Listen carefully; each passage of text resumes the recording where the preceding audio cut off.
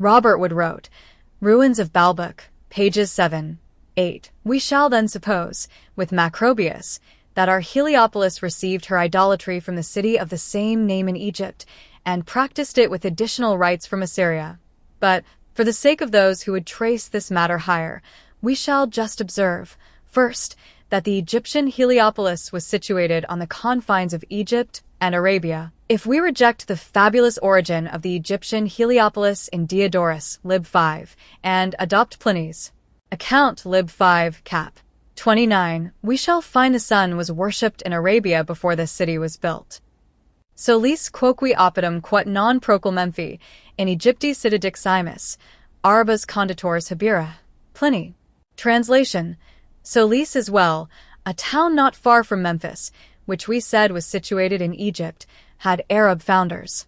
Should Baalbek be Solis, or Heliopolis, which I don't know that it is, it'd indicate an Arab origin, which implies youth, not antiquity.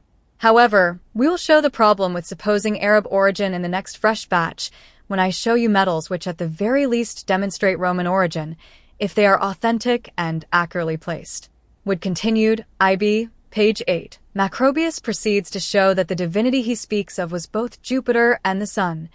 This appears by the rites of the worship, and by the attributes of the statue, which is of gold, representing a person without a beard, who holds in his right hand a whip, charioteer-like, and in his left a thunderbolt, together with ears of corn, all which mark the united powers of Jupiter and the sun.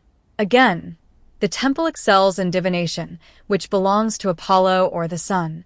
The statue of the god is carried as the statues of the gods are in the Circensian games, generally supported by the principal persons of the province, having their heads shaven, and being purified by long chastity.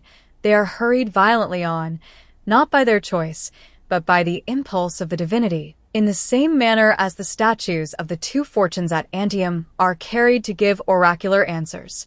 Without inscriptions, most of this must be left to interpretation. The location could be younger and of Arabian creation, but that would disregard the Roman culture found there.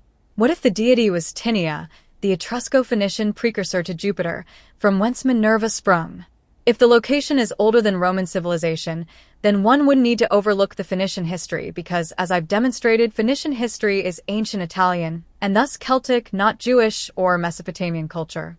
Wood tried to rationalize this chronological situation which, in my opinion, though no fault of his own, he failed.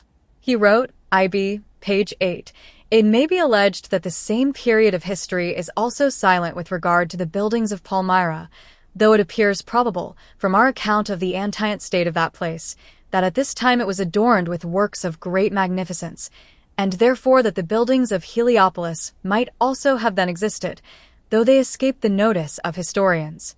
In answer to this we must observe that, besides the obscurity in which Palmyra was kept, as long as it remained an independent state, by a most singular separation from the rest of the world, all accounts of that people from their own annals are lost, except what the inscriptions have preserved, but the history of Cilicia is known, and hath recorded less important works of those kings than the buildings of Heliopolis.